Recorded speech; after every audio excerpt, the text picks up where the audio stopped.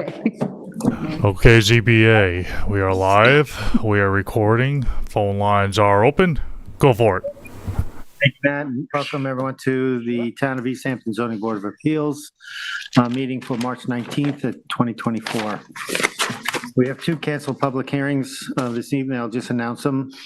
Marine 51 LLC at 51 Marine Boulevard, Amagansett, Suffolk Tax Map number 300-179-1-7 has been canceled, and Bill Harron of 46 Settlers at Landing Lane in East Hampton, Suffolk Tax Map number 300-55-8-20.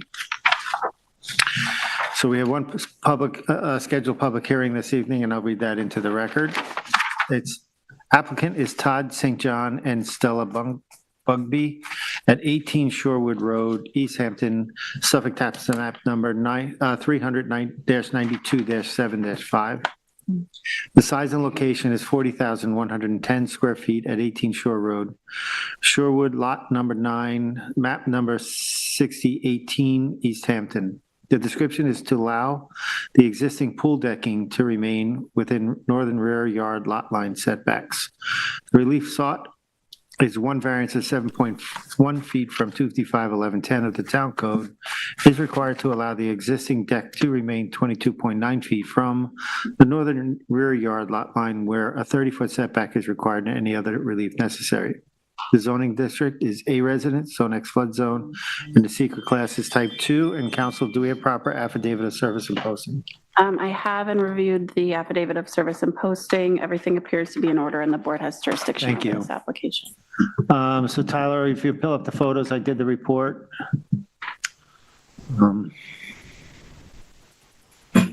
So you'll see this is the subject property. It's properly posted. I'm going to walk down the driveway. I'm going to take a walk around, starting at the east side of the property and walk around it. So this is looking in along the driveway to the east, and you can see it's a very wooded area here. Looking into the house now down along the driveway. This is the eastern side of the house, looking into the backyard. Now this is in the backyard, and I scan over towards the west, where the pool is beyond this section of deck on the other side, towards the other side of the house. So I'll get there. This is the north side of the deck, and the pool again is still a little bit beyond that. You'll see the extension of the deck on the right side of the photo. This is the subject of tonight's hearing. This is the deck extension or part of this, and this is the northern side of the property. Next. I'm looking from that over to the pool to the south. Next. It's the west side of the pool deck, looking along the west side of the property. Next. Again, just to take a look at the wooded area on the west side. Next, and then looking back at the pool to where that extension is to the far end of the photo. I think that's it. No, one more photo. Same thing, basically. Okay, that's it. Thank you. Applicant, agent. Good evening, Heather Wright for the applicant, Todd St. John and Stella Bugby. My office is located at 48H Main Street in West Hampton Beach. The property is 18 Shorewood Drive. And as you mentioned, in the A residence zoning district, which requires a lot area of 40,000 square feet, and this lot is 40,110 square feet. The property is benefited by 4 certificates of occupancies that were issued between 1981 and 1988. The applicants purchased the property in August of 2017. The deck extension that the pictures showed occurred sometime between predated my client's ownership and occurred sometime between 2001 and 2004, according to the aerial photographs.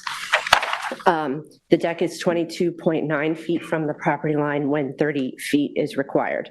The actual encroaching area is 207 square feet. So if we look at the elements of a variance in the 5-part test, There will be no undesirable change to the character of the neighborhood by allowing the deck to remain in its current location. As I said, the expansion took place sometime 22 years ago, between 2021 and 2024. As the photographs demonstrate, it's heavily screened. It's heavily wooded. To the east is a reserve area, and to the north is a property, I believe it's 6 Shorewood Court, and that property is long and narrow, runs east-west, and the neighbor's house is situated much further east than the location of the Okay, so encroachment. they're the ones that wrote the letter to the file. They are the ones that wrote the letter to the file. Okay. Indicating that they don't have any objection to the deck in its current configuration. We also don't think it'll have an undesirable effect, the woods, and also the fact that the deck is not a roof structure, it's low to the ground, so it's really not going to be visible from the neighbor's property. And like I said, we're talking about 207 square feet. In terms of feasibility, it's our view that there really isn't a feasible alternative. We did get an estimate from a contractor to remove that portion of the deck. It's over $15,000 to do that, especially because of the footings underneath have to be dug down. There's, there'll be some construction work associated with it. Also, too, probably the reason why the deck was added in the first place so many years ago is because that area of the pool is the shallow end. And without that portion of the deck, there's really, the surveyor told me there's really only about 5 feet to get around, to get sort of to that area of the shallow end. So this just provides extra room for anybody sort of by the shallow end of the pool. For safety purposes, my clients would like to keep it that way just so that more people are gathering in that area of the pool. In terms of substantiality, we believe that this is not substantial, that it's a minor variance, and it's any harm is mitigated by the fact that there are large trees, well-established vegetation, and the neighbor who would be most impacted by the location of this encroachment has said that they have no objection to the variance.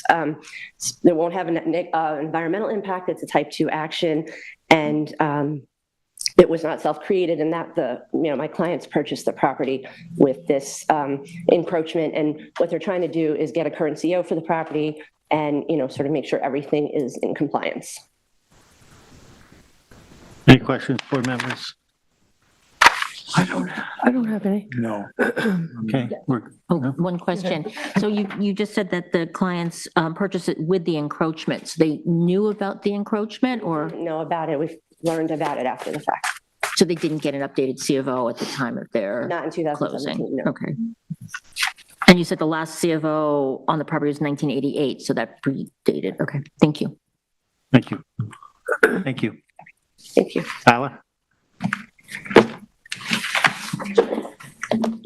Okay.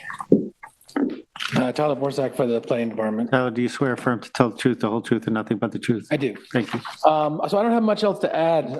It's a pretty straightforward area variance. I will note that in the assessment, it was pointed out that it was constructed sometime between 2001 and 2004 from historical aerials. So it's been there for about 20 years. And the other thing to note is if the board is inclined to approve it, the lot area is just over the requirement to have a 30-foot setback at 40,110 square feet, where 3999 or less would be a 20-foot setback. So that is something that certainly could be pointed to if the board was inclined to approve it, is the fact that it's just within the zone that requires a 30-foot setback. Other than that, I can answer any questions you might have. Thank you. Anybody have any questions for Tyler? I don't. No. Thank you, Tyler. Okay, with that, I'll make a motion to. Is there anyone else in the public? Oh, is there anybody in the public? Thank you. Yes. Matt, anybody in the public? You have 0 callers. Thank you. Thank you. So with that, I'll make a motion in Todd St. John and Stella Bugby at 18 Shore Road, East Hampton, Suffolk, tax map number 300-92-7-5 to close the hearing in the public record. Second. I'll concur. Concur. Thank you. Thank you. Sorry to make you come out. A long.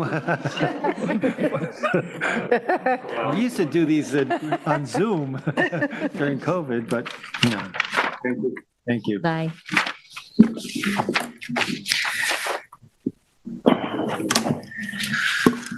All right, with that, we're going to now go to our work session. We have a couple of post-hearing decisions this evening. Our first one is 60 Squaw Road LLC at 60 Squaw Road Springs, Suffolk Tax Map number 300-75-1-9. The size and location is 22,308 square foot at 60 Squaw Road in Springs.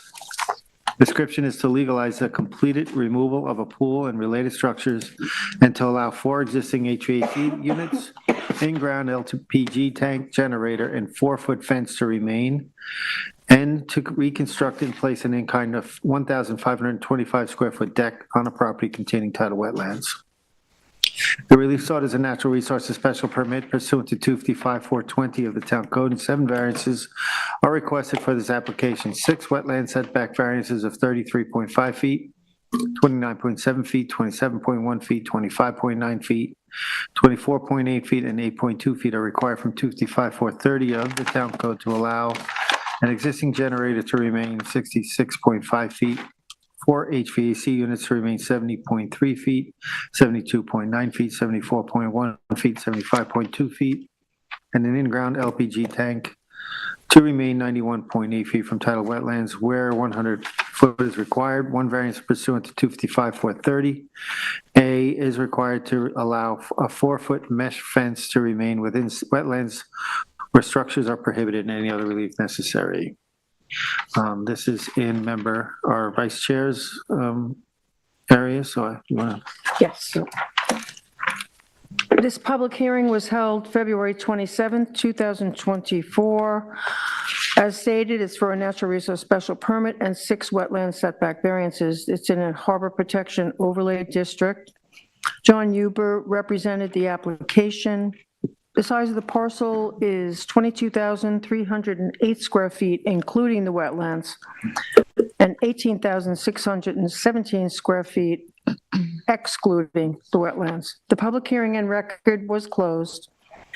The existing structures, wetlands, and clearing are shown on a survey prepared by Saskis Surveying Company, revised April 27, 2023. This property is located in the Harbor Protection Overlay District with water frontage on 3 Mile Harbor. It is also in the New York State Significant Fish and Wildlife Habitat and a component of the Peconic Estuary Critical Environmental Area.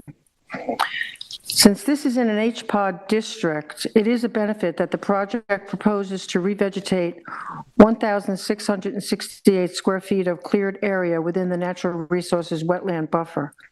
Restoring the vegetative buffer will help limit pollutant impacts associated with upland development and stormwater runoff.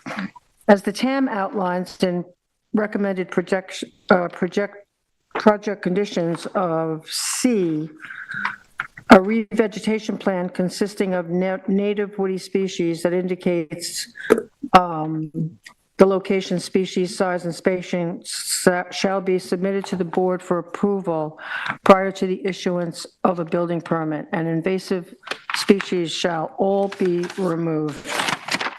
I think that should be one of our conditions of approval. Accessory structures include a generator of 4 HVAC units, in-ground LPG tank. They already exist on the property. There are really no other locations on the property to better serve where they already exist. So these structures really do not propose any change or substantial environmental impact to the environment. The existing 4-foot mesh fencing, however, should be relocated to a more conforming location on the property. Cannot really allow the fencing to remain within the wetlands. So that's a portion of the application I will be denying. The gate does not have A or B approval, and prior to the issuance of a building permit, they should really appear before that board. I'm not going to go over the authority of that board, and I'm not really acting on the gate. I feel that's really something that should go before the Architectural Review Board. The existing deck was constructed prior to a ZBA determination and building permit in 1991 and a C of O in 1994. I do think this meets the NRSP standards for reconstruction of a 1,525 square foot deck. I do not feel there will be any greater impact than the existing deck. All the recommended project conditions outlined by the planning department should be incorporated into the resolution if approved. For the reasons already stated, I am approving the application except for the existing 2-foot, 4-foot mesh fencing, and I'm excluding the gate decision, which I feel is under the jurisdiction of the ARB and not the zoning board. The project as proposed is compliant with NRSP standards outlined in 255-551, variance standards outlined in 255-850, and is in compliance with 255-540 environmental protection, and I'm approving the application. Thank you. Ed? Yeah, thank you, Vice Chair. I think you covered it well. I'll agree that a big portion of what we were offered that was a benefit to the project, to the parcel, was the 1,668 square foot of revegetation plan that was going to revegetate the pre-existing non-conforming cleared area. The deck is going to be replaced in kind, so that was not anything that's a real problem.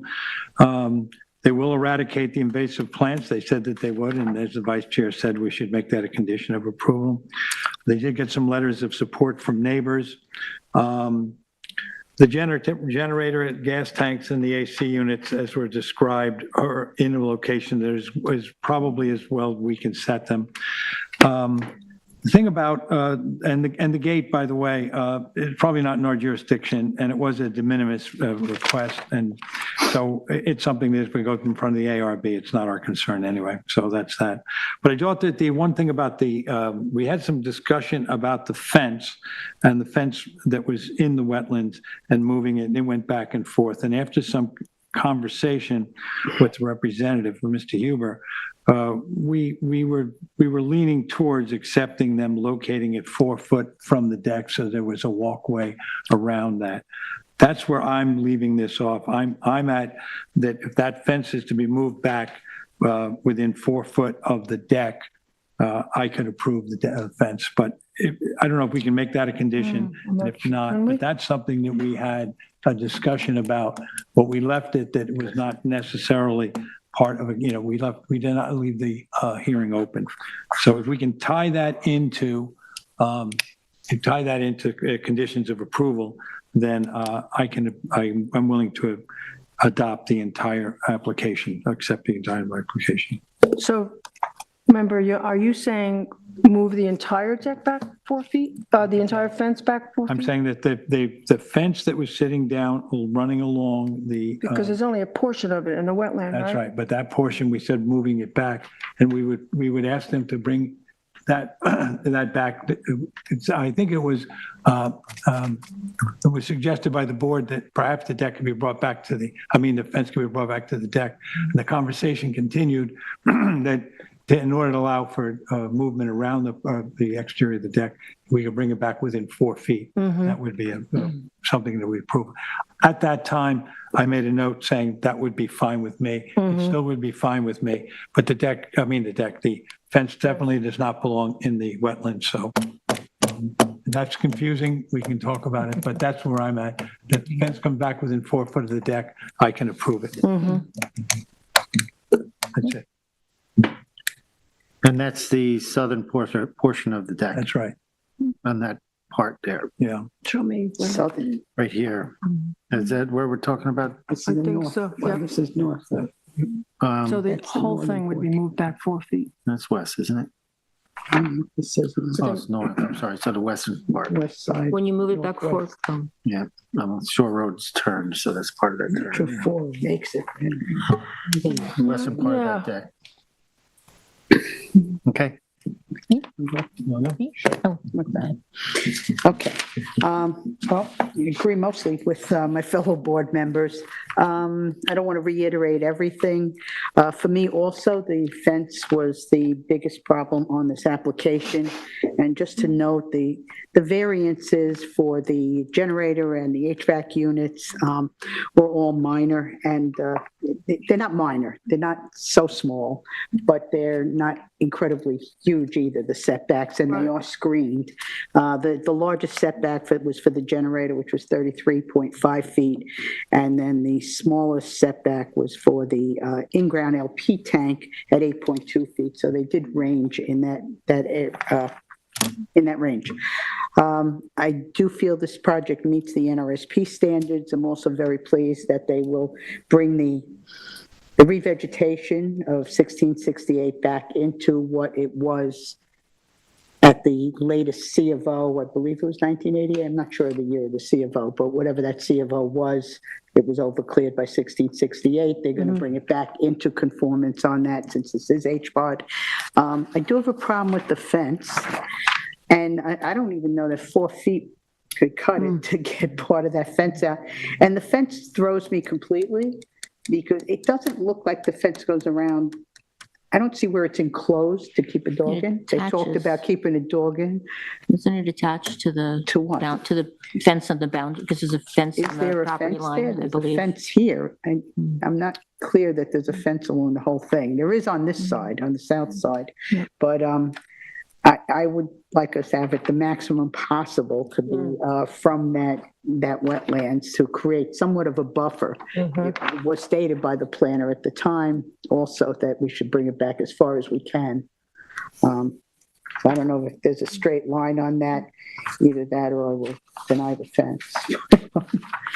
I too feel that the rest of the project is fine. As far as the gate, it is off the property, so again, that isn't really our jurisdiction, and maybe not in the ARBs either, but it's not in ours.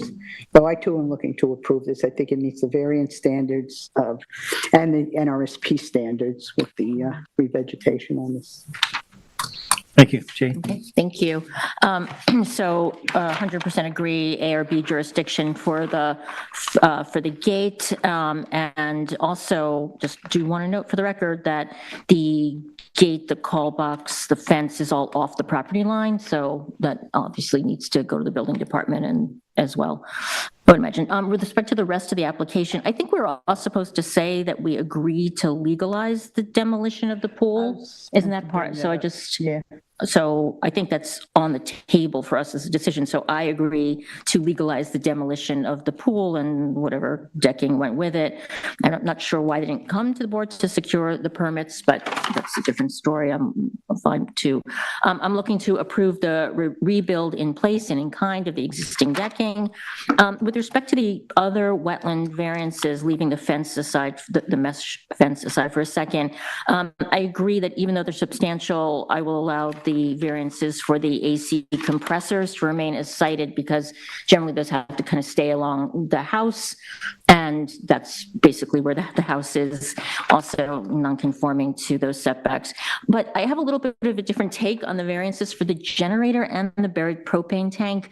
The way I see it, there's a lot of cleared space to the front of the house. I think there's a better place for the generator that actually reduces the magnitude of the variance required. And you know, it is a non-material or 8.2 variance for the in-ground tank. But again, there are no constraints on this property where these could not have been cited in conforming locations as I look at the survey. So I'm looking to not approve those two variances. So that leaves, again, the fence for me. I understand, I don't want to deny them having a fence. I am persuaded by the need to contain the pup. The other two claims they made that it keeps debris from the harbor off of the property and it's deer prevention, those don't carry sway with me. In terms of where I would like to see it cited, and I brought this up at the hearing, and I know you said it isn't feasible. I actually think the fence should be as close to the side lot line, as close to the where the decking is in the area that's towards the lot line. I then think that the fence, since it's only 4 feet, should actually extend up to the portion of the decking that is closest to the wetlands, and then come off after the garden and sort of skew backwards. And I think this situation of being able to move around the house could be solved easily with a pedestrian gate just off of the deck. But I think that that's the only way I really would like to approve it. I also just want to talk about the revegetation, the 1,688 square feet. I'm happy to see that happen, although I think it really had to happen because that's how much they were overcleared by. And I guess just one final thought, I would like to make a condition just in the revegetation plan, because this property still technically remains over 3,000 square feet overcleared. I understand that's pre-existing, but I would like to make sure that because we're in HPOD, that within the revegetation plan, there's also a covenant that prohibits lawn chemicals, fertilizers, if that's possible. So that's that. That's where I am. Thank you. I agree with, I don't have a problem with the generator and those two. I think that it's probably harder to try to move them than it is to approve them. I don't think they're hurting the environment that bad. They've been there. I agree with our members to approve those. I do think that it's very important to look at buffers on bodies of water like 3 Mile Harbor. I think that's critical to the health of the environment of that harbor.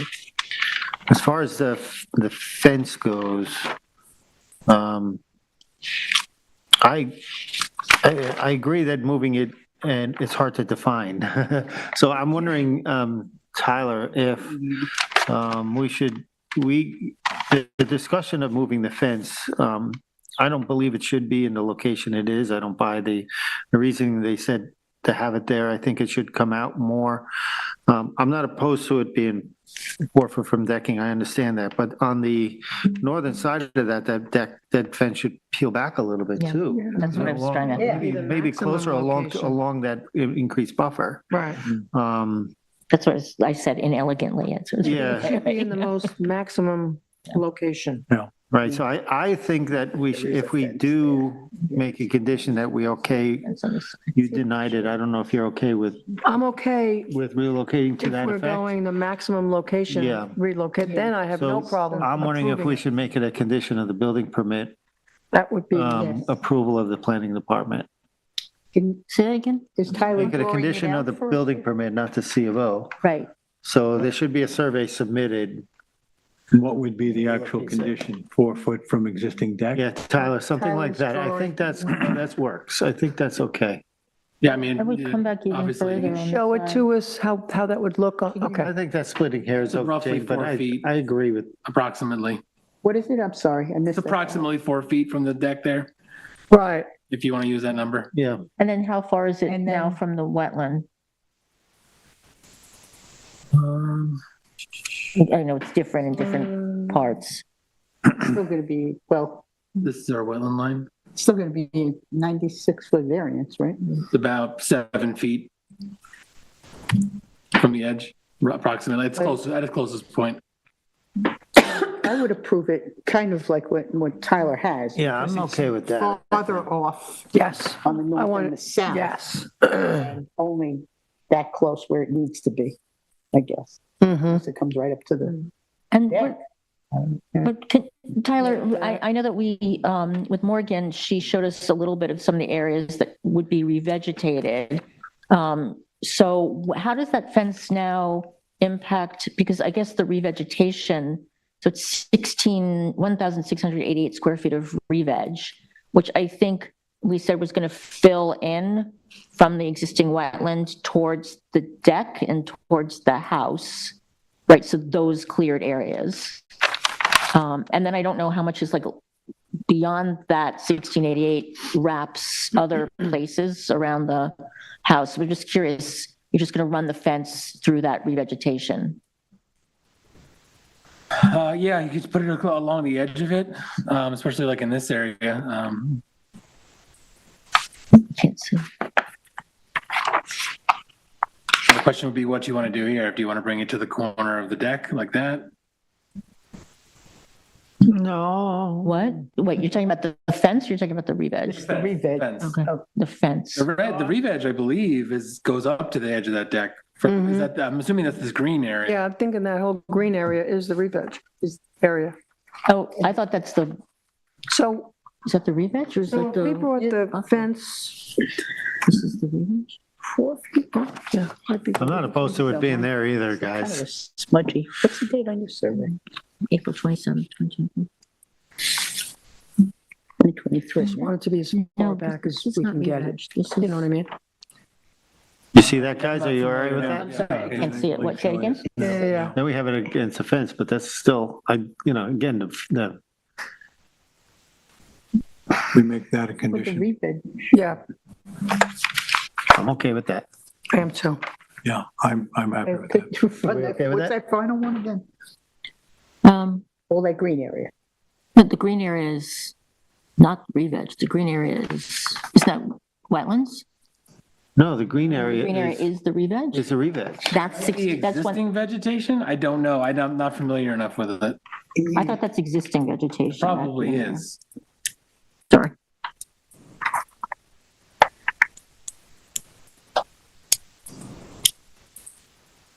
Well, if it's existing, there's nothing wrong with bringing the fence up against it. The deck. Right, Listen, we have to maintain that buffer. Right. Yeah, yes. definitely. It's not my preference, but I'll go along with my fellow board members. Okay. So if that's existing, where's the re-veg? So that map, as we see, that fence line, as we see up here now, will be part of the condition of approval. So then, you're right. I mean, do we have a re-veg? We don't have a re-veg, proposed re-veg. No, they have to submit it. I'm not familiar enough with the, That should be a condition of the C of O. Yeah. The building permit And as it's one well. of the recommended project conditions, so Yeah. re-veg plan. Building Which permit. they agreed to. And removing the invasive species. Now, is that a sketch that we're going to note in the decision then? we can date it today and have it be the board sketch. Right. Yeah. Okay. Okay. I'm good. Thank you. In that case, I'm approving the entire project with these conditions. Yeah, I was only excluding the fence. I'm still I'm not denying now. those two variances. Dividing Sorry. the propane and the generator. Correct, but everything else I am approving. All right. Thank you. Good decision, that was a good decision. So next we have Philippa Abellis at 91 Gerard Drive in Springs, Suffolk Tax Map number 300-41-2-5. Size and location is 7,617 square foot at 91 Gerard Drive, Cape Gardner, number 1192, Lot 6, Block A in Springs. The description is to allow 98 square foot of decking and a generator to remain on a parcel of land containing surface waters and within the town's jurisdiction of tidal wetlands. The relief sought is a natural resources special permit pursuant to 255-420 and variances from 255-430, minimum wetland setbacks of the town code and any other relief necessary. Variances of 57.5 feet and 20.7 feet are required to allow the decking and generator to remain 42.5 feet and 79.3 feet, respectively, from tidal wetlands, where 100-foot setback is required. The zoning district is A2 residence, VE velocity, AE elevation 7 foot, and X flood zones, and the secret class is type 2. Again, this is in Yes. Vice Chair's. Tis my night. The public hearing was held February 27th, 2024. The application was represented by Dewey's Planning, and Shannon McCaffrey appeared before the board. The contractor, I believe his name was Juan Morocho. I'm not sure about that, or Orocho, wasn't really sure of the spelling. And let's see, the property is, there were no callers, and the public hearing and record were closed. This property is 7,617 square feet. The relief request before us is to allow a 98 square feet of decking and a generator, variances of 57.5 feet and 20.7 feet from tidal wetlands, where a 100-foot setback is required. The most recent survey I have is dated revised 3/17/23, dated received 3/23/23. The 98 square feet of decking does not encroach closer than the already approved decking, and coupled with the 681.5 square feet of concrete and gravel walkway to the existing lot coverage is still significantly below the maximum allowable. The 3,789 square feet is allowed, and 2,221 square feet is existing. The generator was installed to allow an IA system to be operational in the event of a power shortage.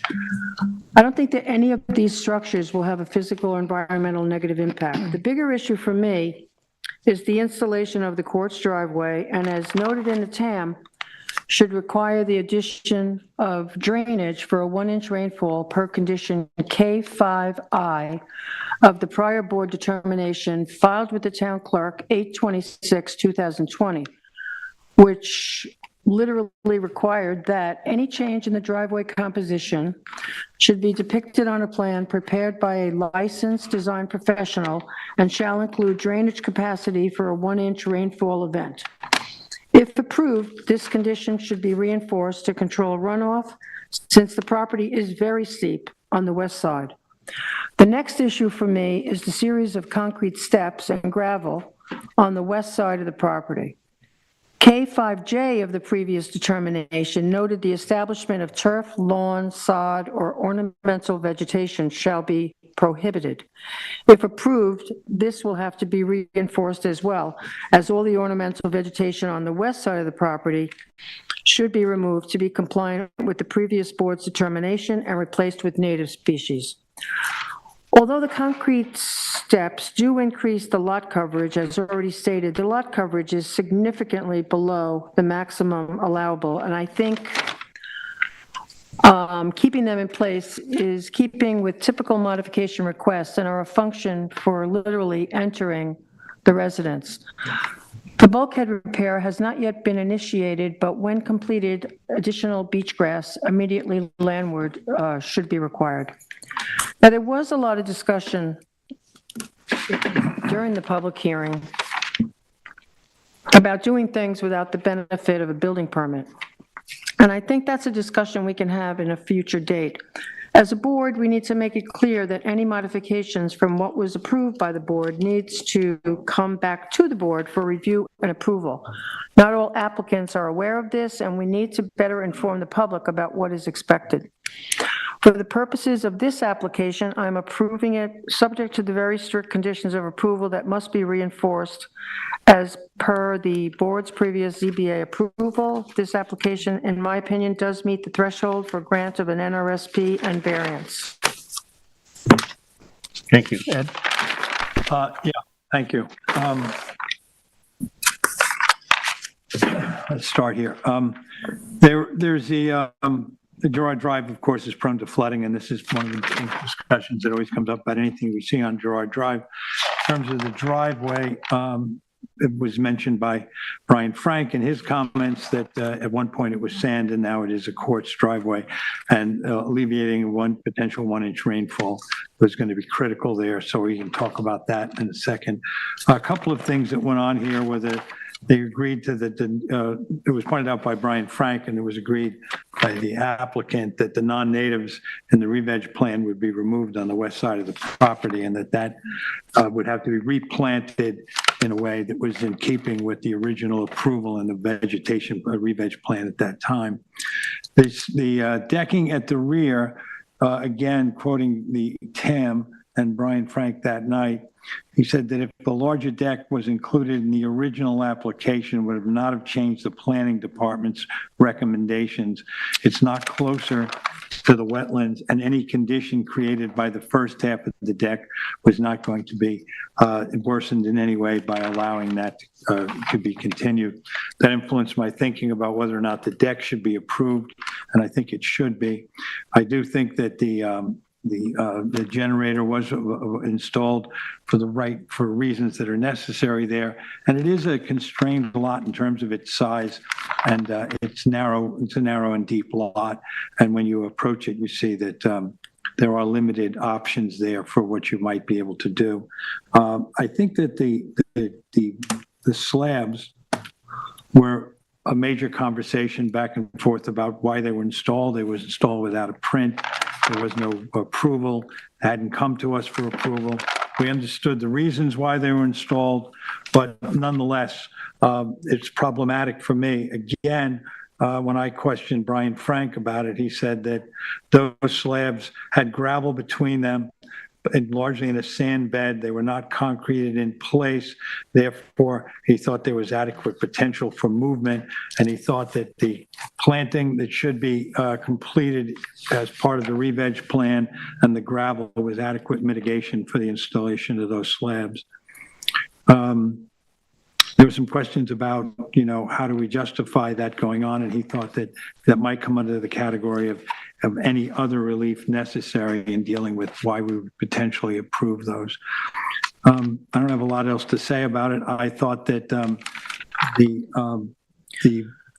items that we were asked to look at fairly well got explained to me both by the applicant and by Brian Frank's reactions to them. And my only question now would be what we have to condition for additional drainage at the driveway, if that's something that the board feels we have to include in any stipulation that we finish up with here. But other than that, I'm willing to approve this application. Thank you. Terry? Okay, I agree with my fellow board members. There's one thing, though. I thought at the hearing that the agent, Shannon McCaffrey, had stated that the bulkhead was repaired since the C of O letter came out. Yeah. Yeah, I think she did. And some of the photos showed, and that the beach grass was put in. I think some of the photos showed that, that we had that night. Other than that, pretty much you fellow board members have covered everything. I too think that I agree with Brian Frank that, as far as the decking, it does not encroach any further to the wetlands and to the bay. So I'm okay with the deck approval.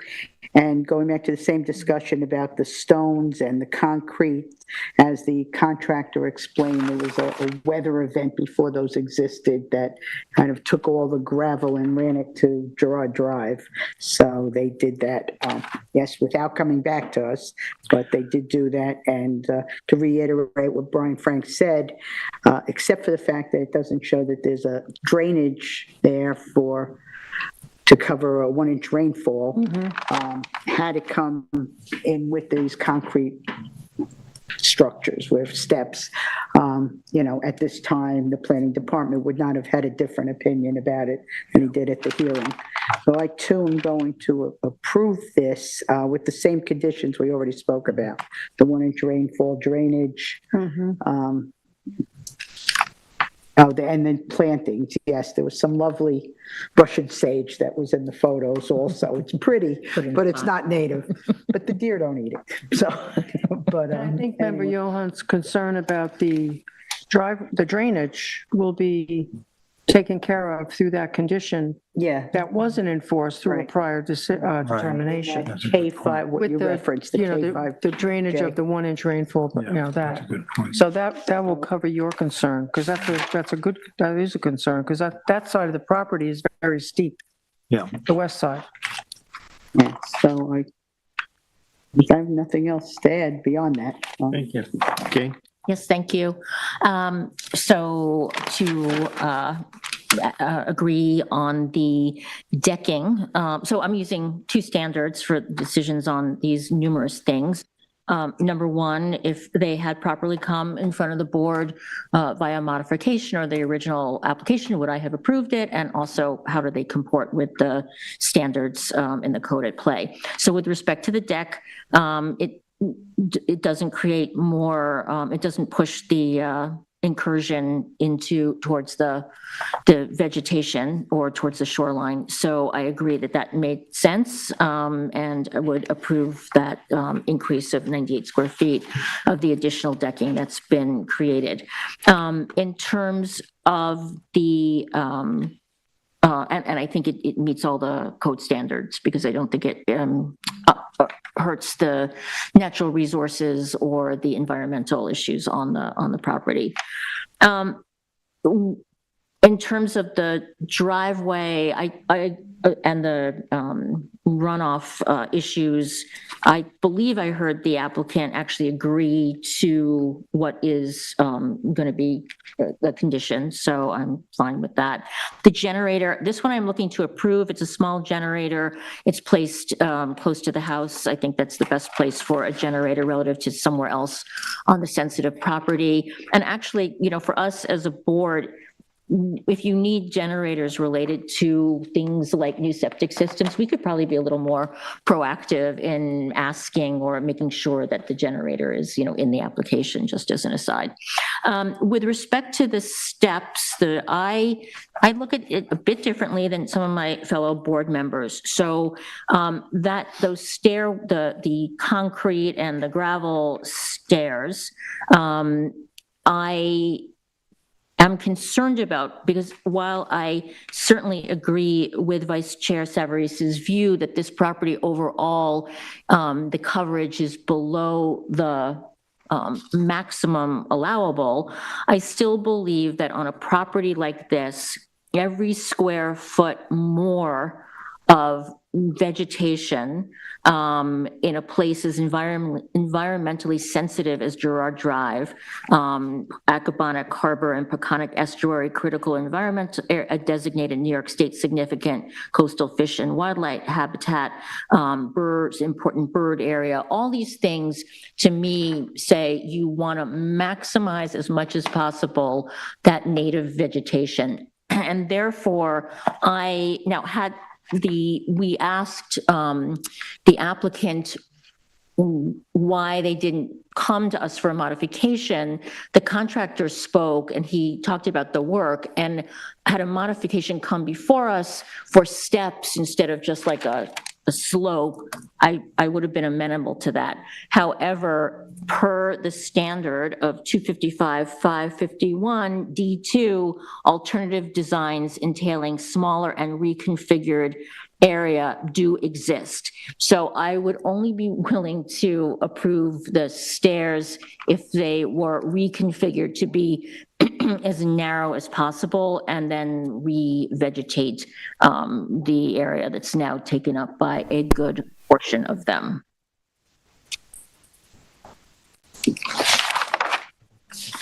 Thank you. I don't have a lot to add to this. I agree with the majority of the board that this should be approved. I think the stairs,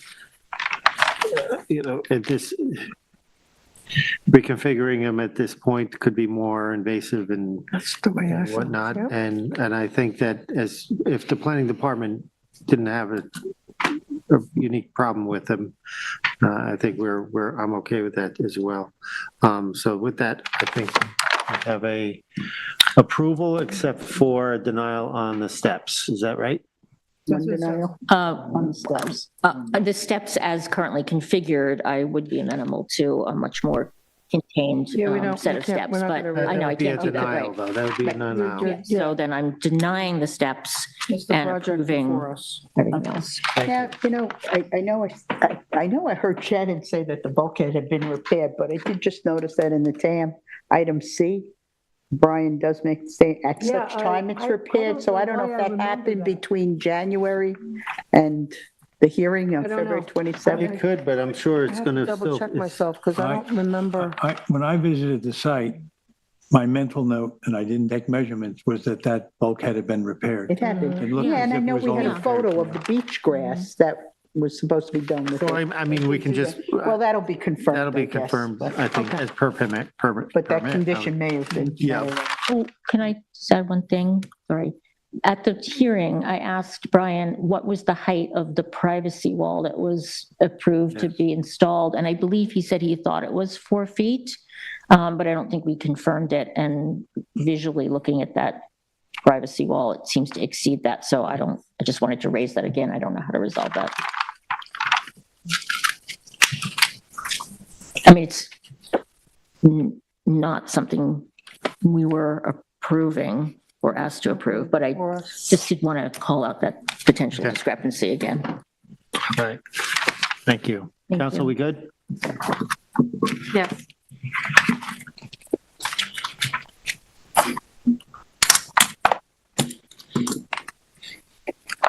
Next, we have Jason Miller at 57 Seaside Avenue in Montauk, Suffolk, tax map number 300-32-4-25. Size and location is 18,619.3 square foot at 55 Seaside Avenue, Seaside Shores, Block 602, Lot 36, map number 1518 in Montauk. The description is to demolish existing first floor decking and basement entry and to construct 476.43 square foot of first and second story additions with a 409 square foot first floor patio, new fencing and gates, new basement entry, relocated propane tank water service line, an upgraded sanitary system, and to allow an existing garden to remain on a parcel of land containing freshwater wetlands and outside the town's pyramid regulations. The relief sought is a natural resources special permit pursuant to 255-420 of the East Hampton Town, and 5 variances are required for this application. Variances of 99 feet, 49.2 feet, and 35.8 feet are required from 255-430 of the Town Code to construct a proposed fencing 1 foot, patio 50.8 feet, in addition 64.2 feet from freshwater wetlands where 100-foot setbacks are required.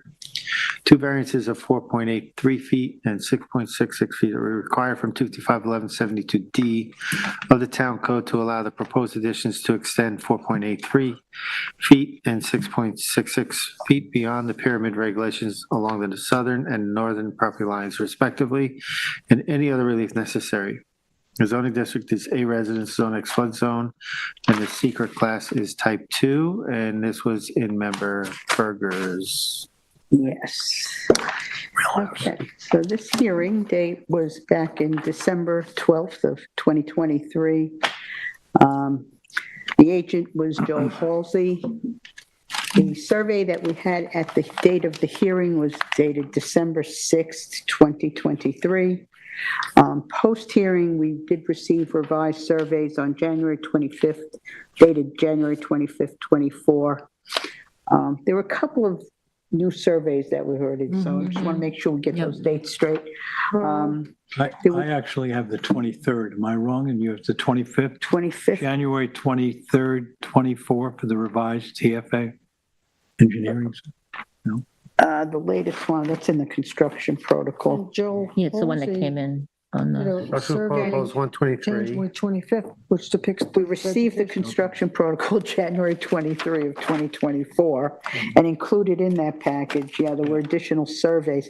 My package was not collated, so I had to put it together and, Well, just I'm for record hoping- keeping, that's all I'm There's a saying. revised survey Same one. there's a revised survey January 30th of 24. Right, that's the it one. was received January 30th, I believe, and dated. Okay, well, It's dated- dated January, what? it's revised January 25th. January 25th. 24. All right, Okay.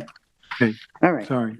so, I think that's the That's the latest one. one. I'm not. That's correct. yeah, Royce got it on the screen. That's the latest one. Okay, all right. So that construction protocol, as we just noted, received on January 23rd, 24, pretty extensive protocol that what the hearing, the record rather, was left open in order to receive that construction protocol. The lot size on this is 18,619.3 square feet. And the variance is noted. The fencing, the variance for the fencing is huge. It's 99 feet. But when you go and see the property, there is a wall and a wire fence. These are very narrow lots. They're sub-sized. They're 50 feet wide. This not just the applicant's property, but the property both to the west and the east side of it, or north and south. But to me, north and south, east, west was confusing on this application. But because of the direction of the lot and the direction of the house was a little skewed on it. Okay, so currently it's a one-story house. They're applying to remove the cellarway and entrance that's currently in the front of the house and move that to the back portion of it, which brings it further away from the wetlands. There's also the LP tank that was mentioned is right near the wetlands, right near the wetland flags. That is going to be moved, stuck back in the corner of the house, very close to the house now. They have we tabled this last week on it. Okay. So the overhang also in the front is proposed to be removed. So in the discussion, the applicant has offered a scenic easement and additional buffering. The planners have recommended a re-veg along the southeast clearing line. The applicant is agreeable to that and is adding 1,065 square feet to the original offer of the I believe it's a scenic easement. And on the survey, the scenic easement originally offered was 3,926 feet. And I believe on the new survey, they added the 1,065 feet to that. 4,000 something. Yeah, it comes out to 4,000 and Oh, wait, am I that's having- on, I don't want to get these all mixed up. Yeah, the final survey proposed 3,926. That might be the new number. Okay. And the additional revegetation as an additional buffer between the house and the wetlands. Its property is, the house is very constrained. It's small, and the total additions really are not huge. They're over the first story. The first floor addition is going to be, I believe, 372.93 square feet, and the second story, 409 square feet. But the way they've done this plan, it does require 2 pyramid variances. There's already a pre-existing pyramid on this property that will be added to somewhat. They'll be changing the roof line on the, I guess this is west, southwest, northwest side.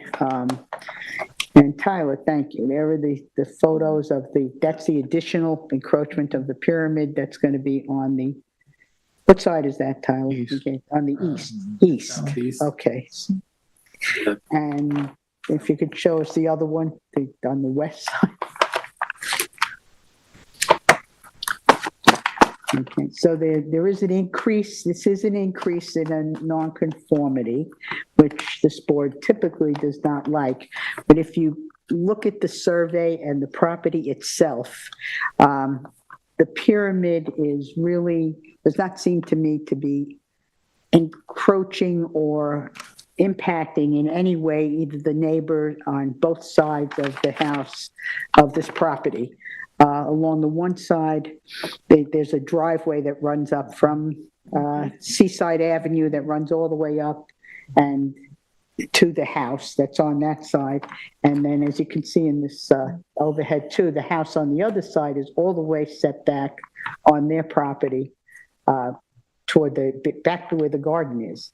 The garden also is, they're looking to keep the garden, and looking at the survey and the property, the garden in no way is impactive to me to have any negative impact either on natural resources or the wetlands. It's, so the biggest point of discussion that came up was about the bridge. There's a bridge that goes from Seaside Avenue up to the property, up the driveway, and there was concern about the bridge having the capacity to handle the load of trucks and construction coming in, which was why we did ask for the construction protocol and engineer's report. looked at that. The construction protocol seems very thorough to me. They have said in here that they will not allow, that the bridge capacity was measured at 14,000 and change as far as maximum weight, and that they would not have anything going over the bridge. They were going to post a sign in front of the bridge to that effect. And also some of the excavating equipment that they have, they identify a Kia Sierra and some other excavating equipment and the weight capacity of those. So they will offload the trucks and they will put that on these excavators and get all the construction materials to wherever it needs to go. And big concern was the septic system and the rings, but it seems to me that the construction protocol covers it. I do have some concerns about it. At the time of the hearing, they said they don't know who the contractor is going to be yet. And I have a concern about that and who the supervisor of the construction crew is going to be. There's some very detailed promises being made in the construction protocol about daily checks and daily cleanup. And I do have some qualms, that gets followed, and wonder if we could, if this project is approved, if we can condition that they notify this board as to who the supervisor will be on this job, and maybe have some kind of schedule set up for reporting to this board. But anyway, going back to well, I'm not going to get into all the details on the construction protocol, but like I said, it did look like it was well thought out, and I'd like to know that it gets well carried out. At one point, and maybe you can help me on this, there was a survey, but I think they retracted that showed a construction staging area to be over the bridge, but I believe that was removed with this construction protocol. Like I said, my papers were not all stapled together. They took that out. Okay, so as long as it's not in there, I'm good with that. And this is probably a rare occasion where I am going to approve the pyramid variances on this application for the reasons stated. There seems to be no impact whatsoever to any neighbors or neighboring property on this. I think the septic is being proposed for the best location on the property. The current septic is much closer to the wetlands. And I think it's an excellent revegetation plan that would be, we don't have that yet. We don't have the re-veg plan yet, but conditioned on approval if we approve this. And as I said, the scenic easement, the good sides are going to be protecting the buffer, since this house does grade down severely to where the bridge and the wetlands are. And I'd like to hear what everybody else's comments are about the bridge and the construction protocol, because it does, if something were to go awry on that, this is part of the whole culverting system of Seaside Avenue, and it'd be a big detriment. Well, then we'll go to our construction expert. Well, may go over some other things first. I do think it's important to note that this wetland is a dynamic waterway. It's not merely a moist spot in the woods. We had a very active stream when we were visited. There was quite a volume of water passing under that bridge, under the neighbor's bridge. It's a major waterway draining that portion of Ditch Plains in that area. A couple of things to begin with. I think that, as was pointed out, that one of the things I started with on this was that they are working with an existing structure. We're not looking to do a complete rebuild here. And I think that's always a positive when we see people trying to work with the footprint that exists and what's there. There are some changes. There are some roof changes to give themselves some more room.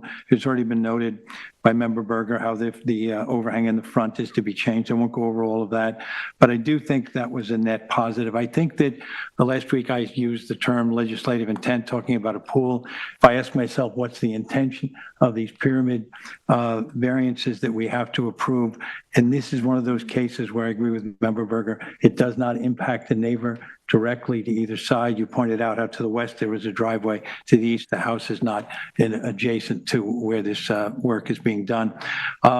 Yeah, let's give pause every time we approve a pyramid variance. However, in this case, given the fact that we're not looking for a complete rebuild and you're asking people to find creative ways to use what they have, I think they've found a creative way to use what they have and to get more space and to get more room.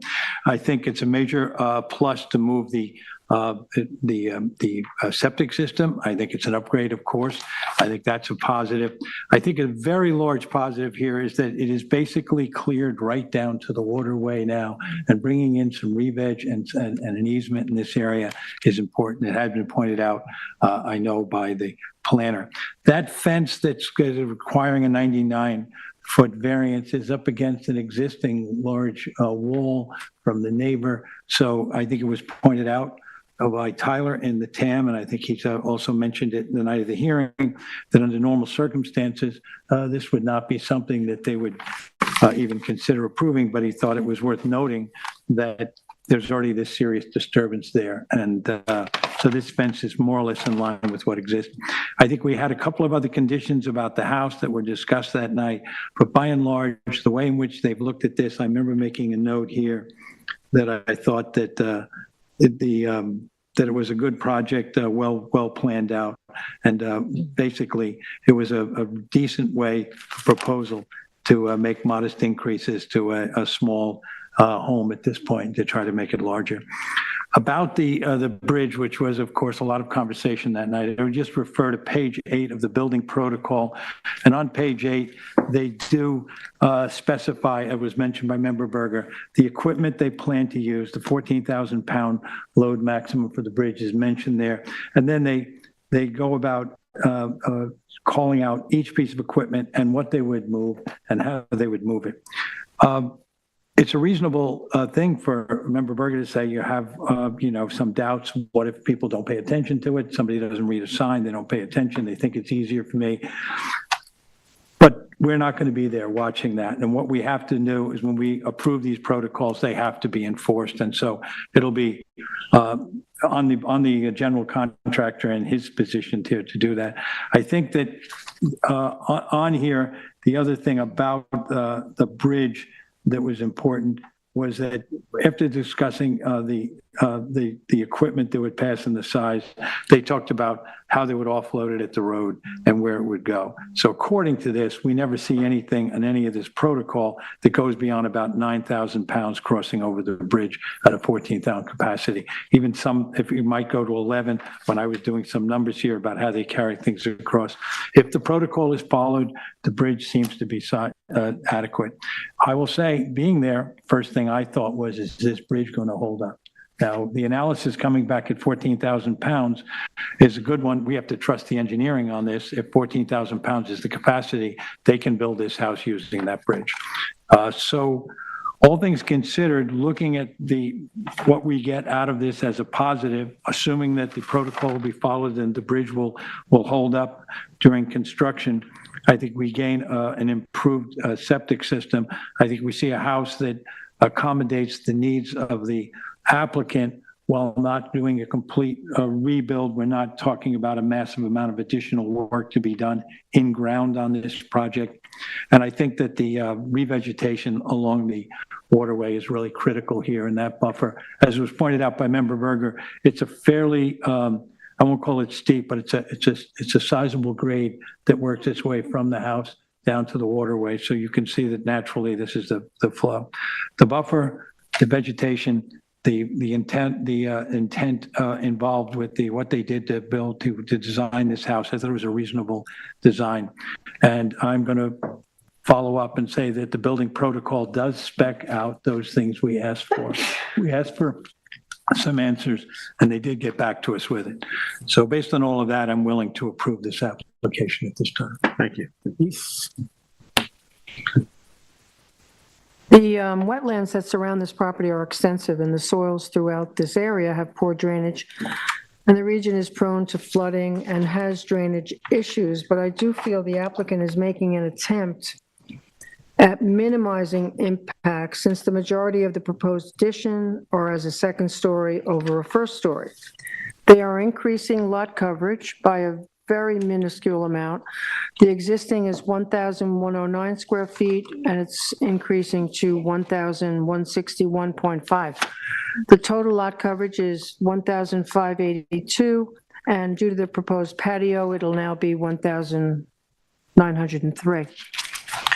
Consideration was made to increase revegetation, which I believe Joel Halsey has already agreed to based on his letter dated January 30th, 2024, which references a survey last revised January 25th, 2024, which depicts the revegetation buffer and scenic easement increase discussed during our public hearing. I agree with my fellow board members, you know, they really would be very difficult to construct a second story without having violating the pyramid regs, and the pyramid regulations are to protect neighboring properties from construction, obstruction of light and air, and in this particular case, there's no one being affected by this pyramid variance. The fencing, given the wall over on the neighboring property, the wood fencing will have no impacts, and now it's actually being used to block car headlights. I think the septic system is in the most conforming location, actually better than the existing system. And I agree with everyone that I have major concerns about the bridge, but the concerns were, for me, addressed in the construction protocol, particularly on page 8, which has already been referenced. If approved, the building protocol should be submitted, and if and have it forwarded with the resolution to the building department.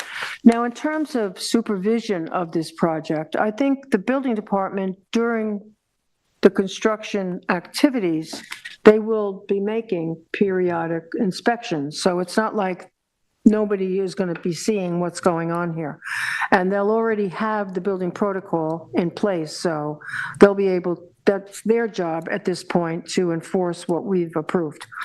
The existing house is very small. It's 1,064 square feet. The proposal will bring the house to 1,540 square feet. The property owner has agreed to revegetation, buffer, and a scenic easement, and submitted a revised survey illustrating such, and this is already entered into our record. The re-veg will be between the residence and the wetland, and the scenic easement covers the revegetation and extends west to the front yard property line. So I do believe this applicant has made every effort to meet and be compliant with standards outlined in the natural resource and variance standards, and I am approving this application in its entirety. Thank you. Jane? Yes, before I start, I want to just make a disclosure that I was not a member of this board at the time of the public hearing. However, I am participating. I want to just confirm that I have closely rewatched the public hearing on the video, and I have gone through all the documents closely, so I do believe I am prepared to participate properly in this post-hearing discussion. So I just wanted to state that. Okay, so let's just, with respect to the GFA expansion, as other members have said, it's a 476.4 square foot expansion of GFA, and that's at 45% expansion, so it's just beneath the 50% expansion cap, but it adds, as I understand it, only one bedroom, and the building coverage expands by a minimal 51 square feet, and I believe that new GFA of 1,540 is relatively modest relative to the size of the lot, which is 18,000 square feet plus, or just under 16,000 square feet ex the wetlands.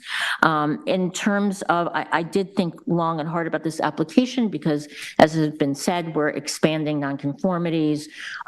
It's puts another 103 square feet or 53% more expansion of floor area under nonconforming pyramid. Not insignificant. So I really did spend time thinking about it closely, but given the narrow width of the lot, the position of the existing house, it's not obvious to me that a second-story addition could be created in any way without increasing or even establishing additional pyramid violations. And if you were to do a first floor, let's say a 300 square foot first floor expansion, you would need, I think, pretty sizable wetland variances, which I know the planning department doesn't really recommend. So with respect to the variance standards in 255-850, though the variances are substantial, I do not believe it creates an undesirable change to the neighborhood, given where the house is set in the middle of the lot, relative to the, as been said, relative to the position of the neighboring houses, given that they are trying to put the massing of the second floor extension more in the center of the property. And so I don't think it will have a negative impact on environmental or physical conditions in the neighborhood and the town. Yes, it's partially self-created, but it's reasonable request relative to the difficulties and constraints of the lot. And there's no way they can achieve their needs without the variances. And then with respect to NRSP standards 255-51D and K, I also see the house extension is meeting the standards.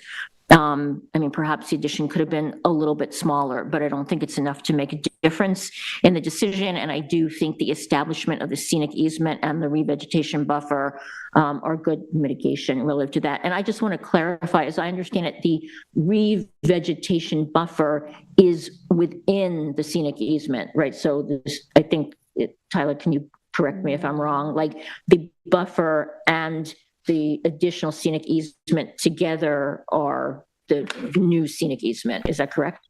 Right. Okay. Is that true? Yes. I can. Right. So, Okay, but part of draw that it here scenic for you. easement goes down all the way to almost to the road, right? Right, the scenic easement would be all of this. Well, right, okay, Right. thank you. so the total new scenic easement is over 4,000 square feet. I don't have I wrote the number down, but I don't have it in front of me. 3,926 is what I believe. Well, but the 3,900. And then there was And about then there's the buffer, 1,800 foot right, so buffer. I believe I'm it's about adding 1,800. together, just in my mind, what the new scenic easement is, so I just wanted to clarify that. Okay, with respect to the patio, it's a 409 square foot patio that's significantly bigger, I believe, than the little bit of, decking that exists in the front of the house. I also believe that there is good outdoor usable space towards the back of the property, right where the garden is.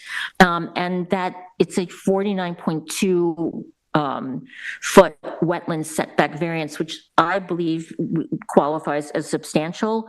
I think that there was a smaller option for the patio, given everything else that's going on and the other variances. So I am not wanting to approve the patio as scoped because I don't think it meets the wetland setback variance standards. And now let me just go to the fence, the stockade fence. This one had me a little flummoxed. I know Mr. Halsey, when he gave the justification for it, he said it's to prevent headlights. But as I understood it, he also said that they want to do the fence just in case the screening that's already there, the wall, is removed. So I'm not so sure that rises either to these standards because it's not necessarily, there's no difficulty yet that's been established because there are walls and buffers that protect them from the headlights. So I don't necessarily see an ability to approve that fencing from that. And then I won't repeat it. I agree with my fellow board members that having read the extensive construction protocol, and that everything that was said here, I don't need to repeat it. I think it was in the condition, but I want to stress, I think good signage, really clear signage on that property coming in and going out before you get to the bridge, like danger or whatever the weight limits, I think that could be posted as well. I just want to say something about that scenic easement and re-veg. That night at the hearing, we said it shouldn't be established along the 22-foot contour line. That's right. Oh, did we? Oh, So that's, Okay. Right. That's and correct. that's the line I think we agreed to that Okay. night. Can you show us that, Tyler? 22-foot contour line? I think it's this here. I believe. This. Is that where it is? Okay, let me see. I think it's either 21 or 22, but I think that's the line. I'm not sure if these are 2-foot or 1-foot contour lines. Okay, I think they're 1-foot contour lines. okay. So it and would be the 21, but I think that's the one you were referencing. And that's going from the house down. It's not included in the scenic easement, though, is it? I didn't think it was included as part of the scenic easement. The Buffer two between the house and the scenic easement, isn't it? the buffer the buffer is this area in here, more or less. What, Scenic easement. there's a green line Here's that the goes, bridge. Here's the green line. but the green line That would goes, be the buffer area, and this Yeah. scenic easement line is right here. Right, okay, all right, Goes thank right, you. it includes the edge of it. Yeah, Yeah. okay. Okay. Thank you. I agree. I mean, the things that stood out to me on this application are the pyramid application, or the pyramid requests, which I think we always have to look at. I think our board members, and starting with Member Berger, did a very good job developing the uniqueness of this property, and how it does not affect the neighbors to allow the additions to be approved. I think the mitigations on the project are good mitigations, even to offset the proposed patio. And I think, again, the discussion we had on the protocol regarding the bridge, I think the protocol, I'm impressed with the protocol. I have to tell you, I'm highly impressed with it. So he did a good job on it, and I'm satisfied. I don't think it would be our position to police it. However, here's what I think I'd like to do, and oftentimes when building permits are given to the contractor, the town has been a little bit remiss in including the ZBA decision information that goes along with that building permit. So I think we need to clean that up. I think that we need to distinguish that, especially an application like this, that you not only get the building permit, the building plans back, get the survey back, but you get the ZBA decision, you get the ZBA approved survey, you get the protocol, and you get the re-veg plan. And those things should all be submitted back to the contractor, and then it's his responsibility to adhere to it. So I think, Make that a condition of approval, that the construction, I think we can make it a condition of our approval to get the monkey off our back. But I think I think the town needs to do a better job at making sure the building department, and maybe we can do that, yeah. At which point it becomes a responsibility of the general contractor to see that it gets Yeah. enforced, as long as he's made aware of it. And I think the discussions we've had lately about submitting the protocol, re-veg, although that takes the burden off of us, we're giving the department the instruction on how to proceed, and they do building inspections and. so could we Follow that. condition is that the contractor or the supervisor of the project at least sign something that they've Well, read this? that's an interesting point. That's an interesting point, and maybe that's, I mean, the building department has to get it. Have something in Somebody the has to building read it. department. someone has to that's be town policy. I'm not responsible sure if we can condition town policy, but we can stress it. But maybe that's a good point, that there is some type of signature line that says they've received the ZBA. That'd be interesting. That's an interesting point. I don't know how that's a discussion. That's more of a discussion point than anything, but maybe we can go departments on that.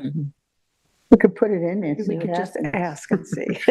But there's an accountability and, Accountability. The yes. contractor can't point to the builder and the builder can't point to someone else that they didn't know. So one person, is the yeah. accountable party. I mean, it terrifies me to think if something were to happen to that bridge, what would happen to the culverts and the wetlands and Seaside Avenue and Miller Avenue? Yeah. We don't have an ability to post a bond, right? That's not in our jurisdiction. If there were No, a that's- bridge collapse or a Used to, culvert but damage. Not lately. We used to. Long ago, Really? there were bonds, but that hasn't happened in quite some time. So, okay, council's looking So what is at it. council thinking? I don't think we, Yeah, I mean, I understand where you're going with that question, but from the jump, I would say, you all know this, like, people are waiting with bated breath for these determinations. We know that people receive them because they're waiting for them. So you're asking if who are you asking will sign that they've received the determination? And I think it goes beyond this as the discussion goes on. I Yeah. think we have to go into the departments and see if we can better that process. So it's more of a process issue. And I don't think I think right now, I would suggest we just approve the application. I think that we can make a part of our decision that the zoning board is concerned that all materials to this application get to the contractor, or Yeah. something like that, Mhm. in a statement, but not Structuring. as far as subject of approval. Yeah, my Yeah. concern is just no contractor was involved in this yet, so they're totally. And oftentimes there isn't, so. Okay. Yeah, I mean, the way that it would work, they need a contractor, hired as part of their behind the scenes work before they submit for a building permit. Anyway, what we've been adding to our conditions are that the construction protocol be submitted as part of the building permit application, right? So I mean, we're doing, I think, as much as we can, Mhm. like you're saying, from a valid zoning board jurisdictional question. But I think that and Roy, we've been discussing that internally, how we can change and clean up some of I the, know other towns I think they put the onus maybe on the applicant to submit the proper formwork, the proper materials. Like town of Southampton has a checklist, right? Mhm. They have a building permit checklist, and you have to check every box that's required. And the conservation decision is part of that, and all of that. So maybe there's a form that the town does that puts the onus on the applicant. I don't want to put the onus on the town, but maybe it should be the applicant, that they submit that with the permit.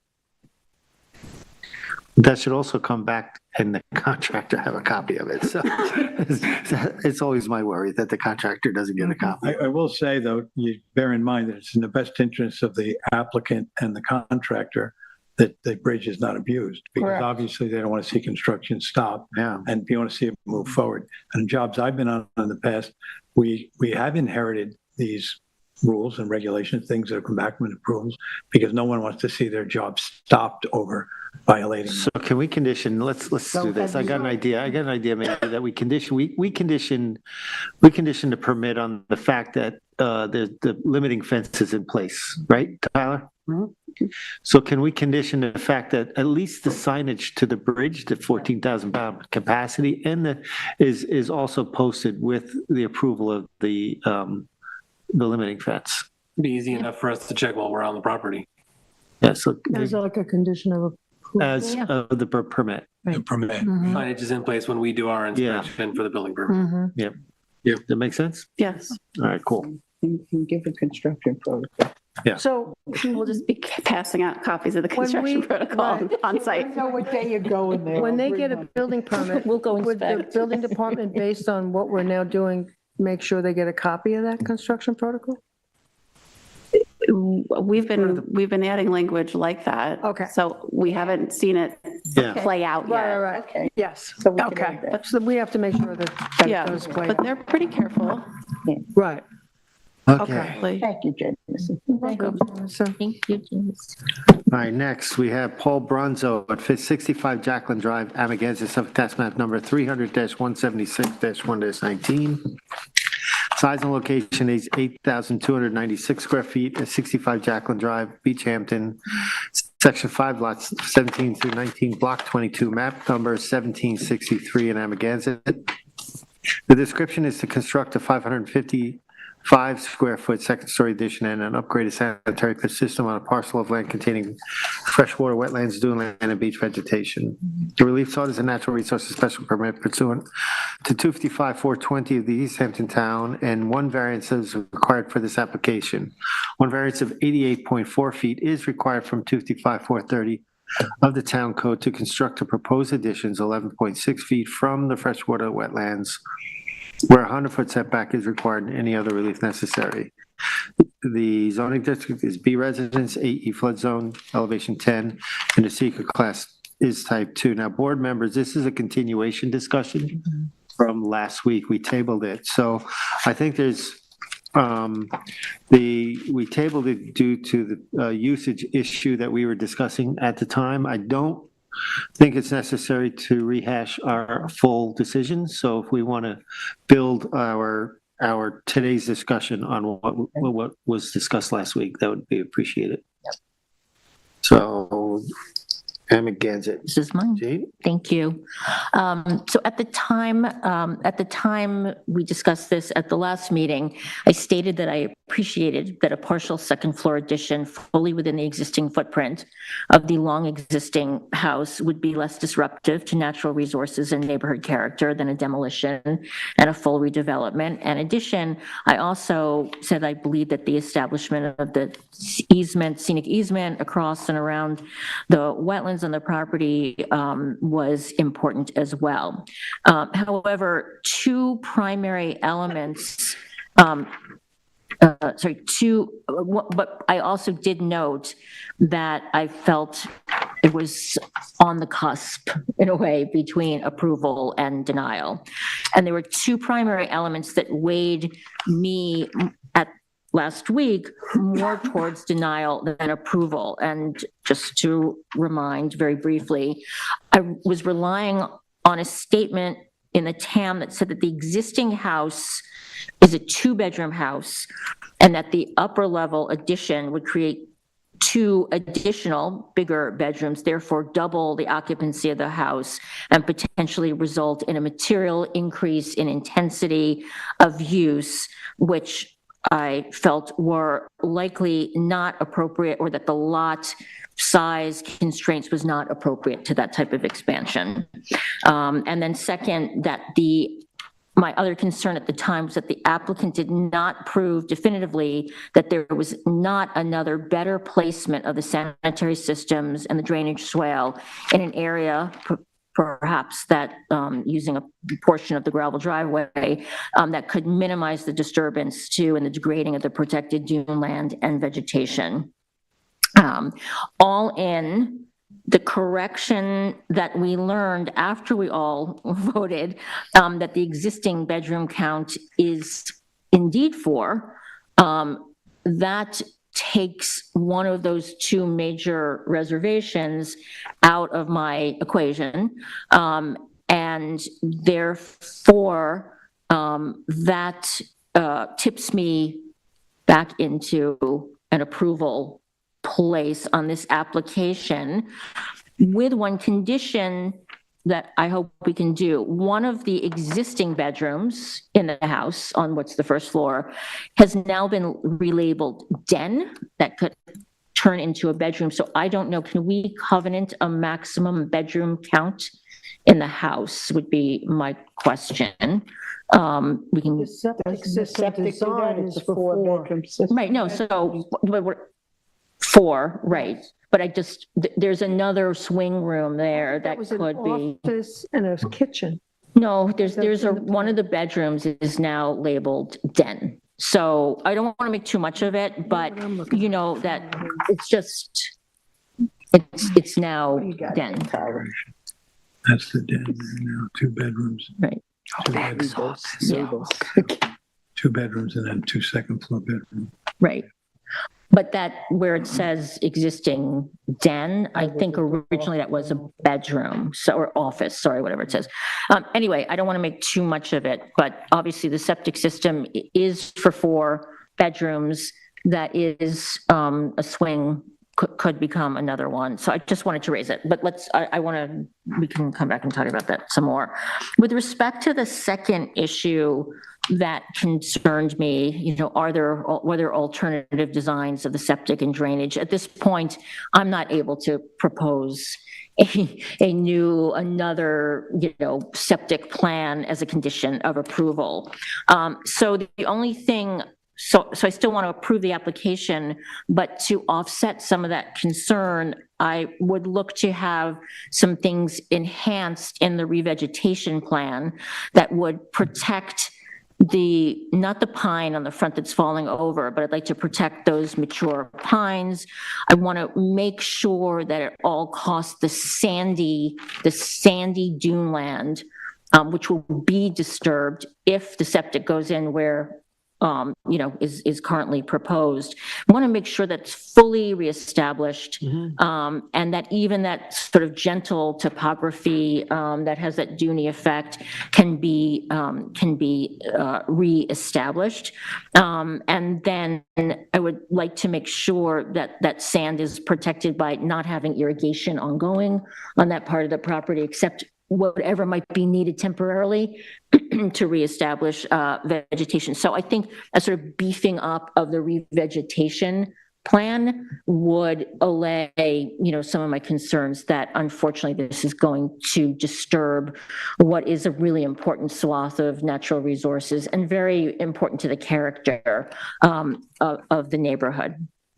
I think the only other thing I want to raise, I just want to double check, Tyler, there's a shower on the front of the house that we didn't really talk about it much, but I just want to confirm that the drainage on that shower will it be taken care of by the swale, or does it need a dry well of its own? It's a dry well. What?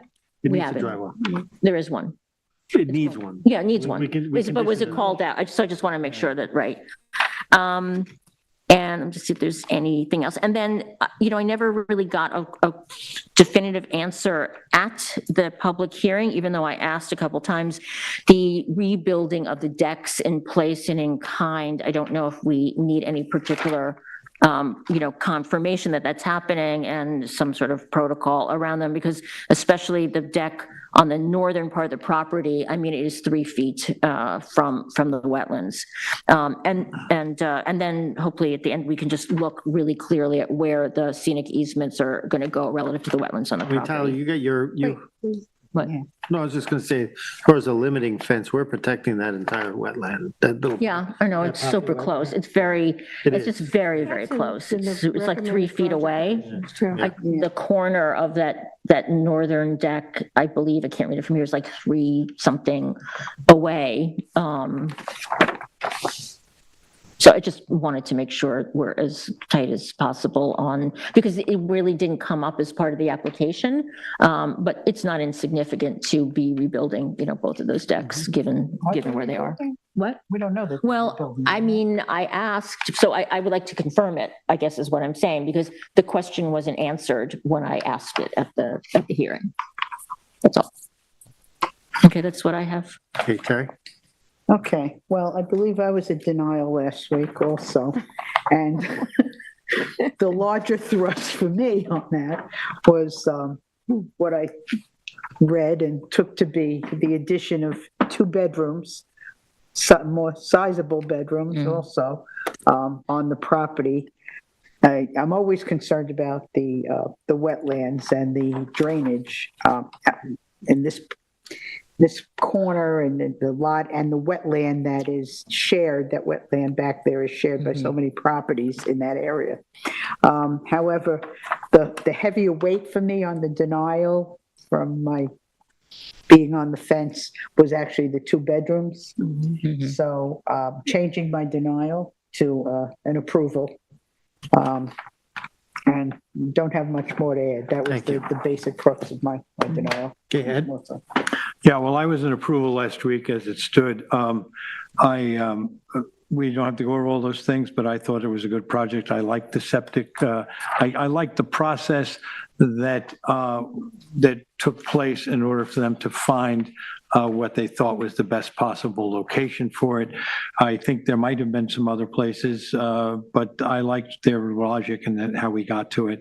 I like the swale that's going to take this additional water from the structure. So those conditions weren't a problem for me. And then I did not think that we were going to have a 6-bedroom house, so I approved it. So that's where I came out of. So I'm not changing anything. There's nothing more to add. We had the hearing last week. I stated what I thought then, and I think that I'm happy approving the application. Thank you. Denise? Okay, the parcel is currently improved with a 1,115 square foot, one-story residence with decking. The second story is to construct a 555 square foot addition compliant with pyramid variances to all dimensional setbacks, which are no closer to the wetlands than what exists now. All the improvements are contained within the footprint of the residence.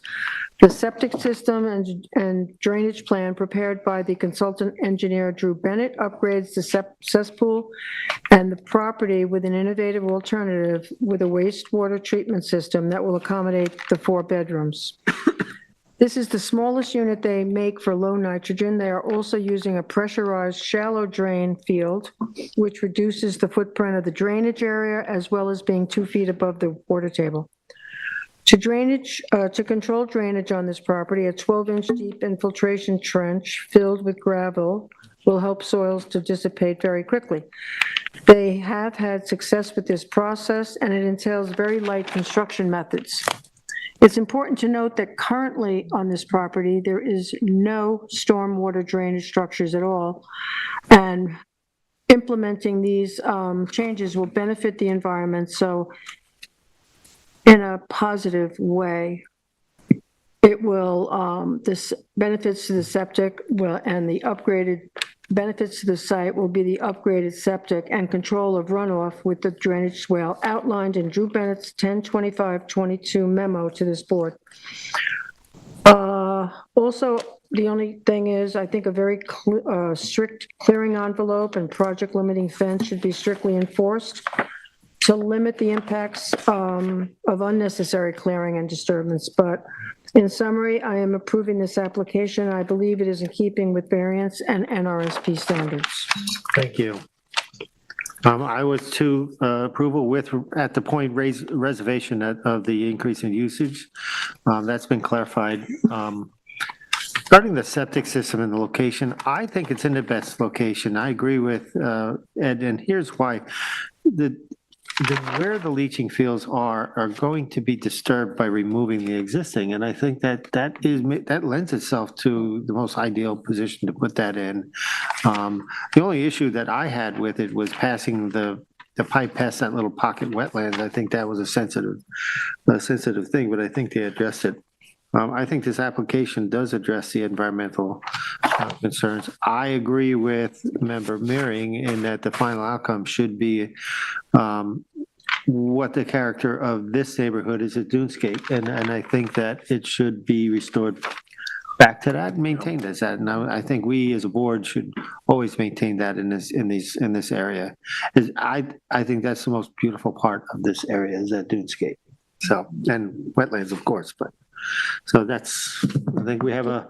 Can I just ask Tyler to show us just confirm the scenic easement areas on the property? Is that okay? And then there was also some discussion about if the third ring would be left, the one that's closest to the wetland, that could possibly be left to limit a little bit of the disturbance. Did they submit something or was it just easements over the wetlands themselves? I'm sorry, I thought a scenic easement over all the wetlands was a condition It was a recommended, I think it was a recommended condition. I don't remember off the top of my head. Well, did they, They took it, they took. the Okay. I believe, recommendation. I It would just be believe, over the wetlands themselves. I don't think there's really any room to do anything beyond that based on, I'm sorry, but you said over, in your TAM, you said over all wetlands, so that means that there has to be a scenic easement as well on that little pocket in the front, right? right? Yeah. So is there a little bit of a buffer around the wetland easement, or it's just literally right at the edge of the There's a wetlands? 10-foot setback for structures from all easements. Right. Okay. But the board, they could be conditioned on servicing the sanitary system or something like that, get a reasonable, or the existing, all the existing structures, existing and approved structures, something like that. So that they, in the future, if they need to replace that deck, they could, without needing to get a variance from the scenic easement setback as well. So there are ways to write the easement to, That easement is going to have to be written that way in this case. right. Right. Yeah. Yeah. There's Yeah. no, there's no Yeah. other options essentially. The house is, almost 10 feet away itself. So, yeah, I would imagine that should probably be worked out, when the easement is written, with the attorney's office. Okay, but there is a condition recommended for a re-veg plan additionally Mhm. That's correct. that we don't have yet. Make it a We will condition of the begin. building permit. Yeah, they accepted that, I believe, right? Yeah. Even though we don't have it yet. Yeah. And those will all be in the resolution. Right. And if I may, Mr. Chair, I'm sorry, I wanted to my point about another alternative siting. The only thing I felt is that during the hearing, obviously, Mr. Bennett did go through different places, but I don't think there was a consideration of repurposing part of what was a fairly large gravel driveway for some part of either the drainage or the septic. So that was the point I was making. Fair enough. Okay, we're good. Did you We made everything confusing enough for you, James? project? You're trying. Approved the whole project. Yeah, okay. Yeah. I'm sure that's patio. There's no patio on this. We'll go on to other decisions. We have D. Gaetano at 255 Marine Boulevard, Amagansett, Suffolk Tax Map Number 300-175-7-3, and his extension of time for a stipulation of settlement. Counsel, you want to give us a brief on that? I will, yes.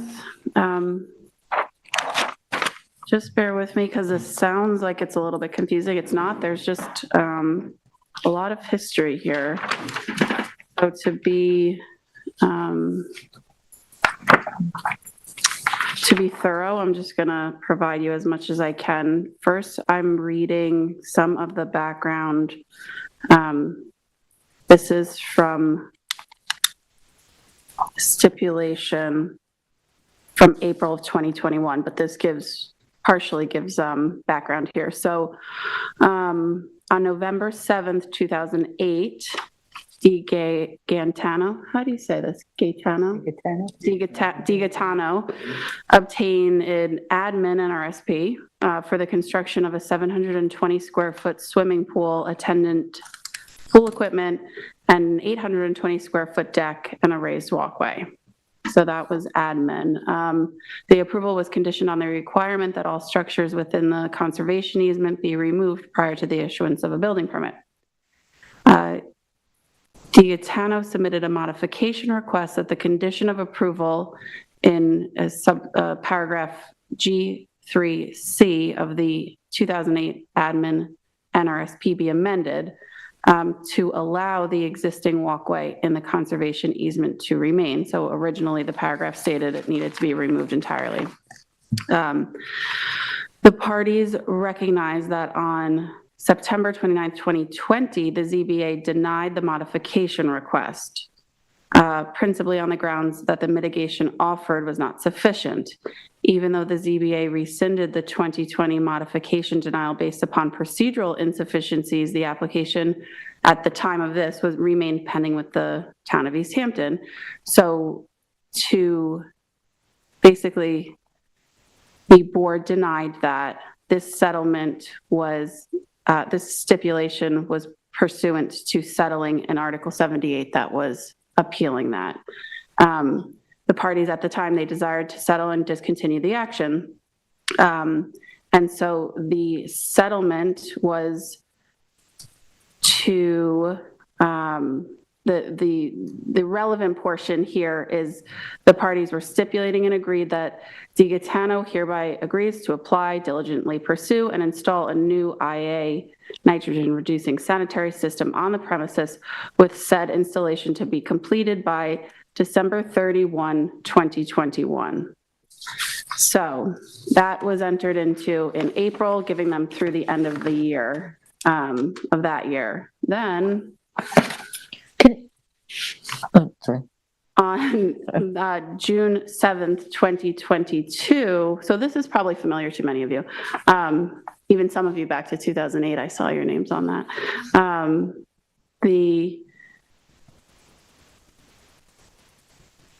The board then further agreed to amend the stipulation to grant an extension of time to complete the installation of the IA system, with the deadline of December 31, 2022. So that's where it stands today. So the applicant's attorney, well, really, it's the applicant, but also it's the attorney representing them in the litigation, requested that the board consider a new amendment to the stipulation, agreeing to extend the deadline for the DiGaetanos to complete the installation of the sanitary to December 31st of 2024. I was informed a couple of things that might be of interest to the board, that they did finally get the approvals from the Suffolk County Department of Health Services, and they were basically what alerted them to the fact that they needed to complete this step with the board is that they went to the building department to pull permits, and the building department pulled the stipulation stating that the deadline was actually that 2022 deadline. So they said that they would have to come to this board to clarify that date, that otherwise they don't exactly have the approval to do it. Conditions of the original approval were also that the structures, there were structures in the scenic easement that were labeled as a wood deck that would need to be in some areas removed and in some areas reduced to a width no greater than 4 feet, so that the wood deck effectively in some places that connected to the walkway would just all be a continuous walkway. Those conditions have already been met. The applicant, the attorney confirmed that, and Tyler looked at the area. And still, those conditions are going to carry They still carry. step. They'll still carry. They still carry, Right. but they have already been met. So board members, this is not like any extension of time that we've done before. We're actually going to approve council to extend the stipulation to the specific date. So we're not approving an extension of time. We're allowing council to modify the stipulation.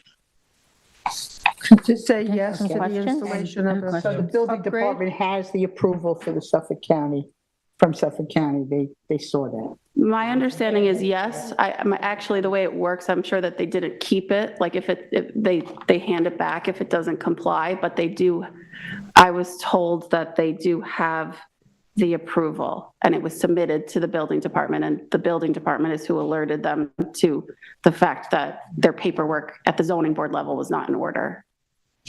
Should we see that? And this extension of time, so I understand, is solely since they now have approval from the other agencies to install an upgraded septic system? Yes, Okay. yes.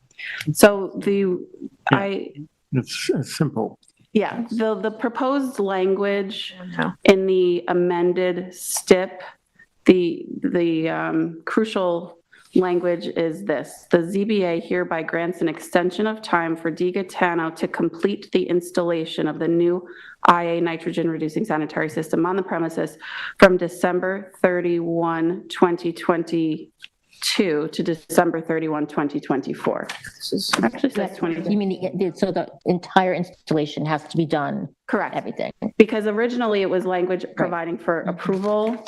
They have the approval now from the county. This is it. So can I ask just a question? They submitted Oh, yeah, I it to wanted the to ZBA. see, so, They did. They submitted it to the ZBA. This is it. This is the red stamp. Suffolk wait, what? County Plan. That Oh, is the that approval. shows the approval. Yep. Oh, okay, thank you. And had the board already approved where the septic was going on the property? I think the original approval maybe just said they had to upgrade it. Probably. It's an upgrade, which doesn't have to come back to us as an RSP, am I right? So, But are they I think it was clearing because it was a more? condition of the board's approval that it be done. I mean, I'd be concerned if they had to clear more for the septic, given how much has been, I think it's already cleared. so it's going to go in an already cleared area. I Can think you it's zoom in already there? cleared there. Does it show, I'm assuming it shows on the approved county approval where the proposed location is, Oh, where the yeah, approved it's between location. the pool and the house. And all the other work that was the subject of the administrative NRSP, that has all been completed? I know the work. it's the was done. stipulation, we are, let me just reiterate. We are approving the stipulation to be extended to the end of 2024 in its entirety. So all other things carry. So this is a simple thing. And I don't think we want to get involved in trying to modify the stipulation here. So it is, it's an approval. Did this take an extra 3 years because they had that much time designing the proper system to get through the health department? We don't know that.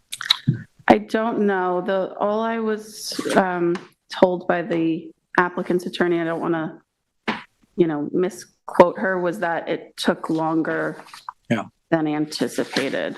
I mean, I do know from experience, it does take a while. I don't know if it took longer than it usually takes, which is already a long time, because if they were reciting things that I don't know.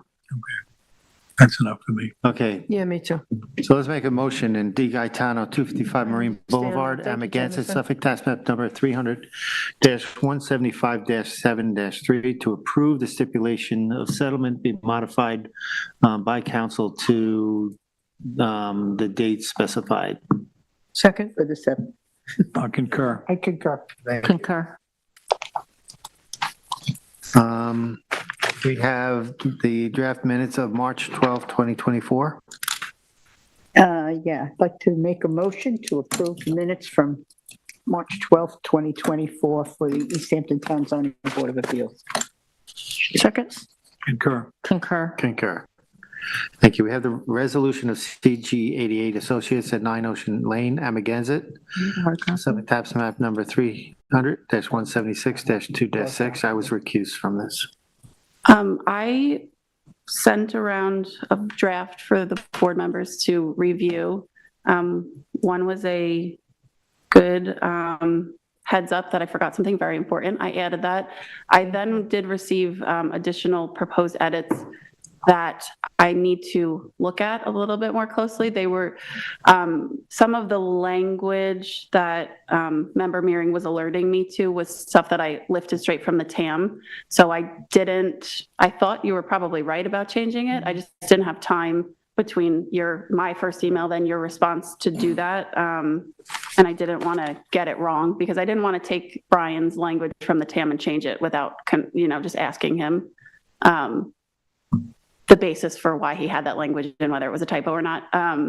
So I don't think that we should, Okay. Oh, okay. I don't think we should act on it. I think we should have table it. time, right? I alerted Rick Whalen, who's the agent, that we're not taking it up tonight. It is an approval, so hopefully they're okay to wait another week for it. Thank you. Thank you, Jameson. Okay, with that, Vice Chair, we're going to go into a short executive, so you can make a motion to go into executive for legal discussion. I make a motion to adjourn the zoning board of Appeals meeting at 8:29, and also to go and make a motion to go into executive session for legal discussion.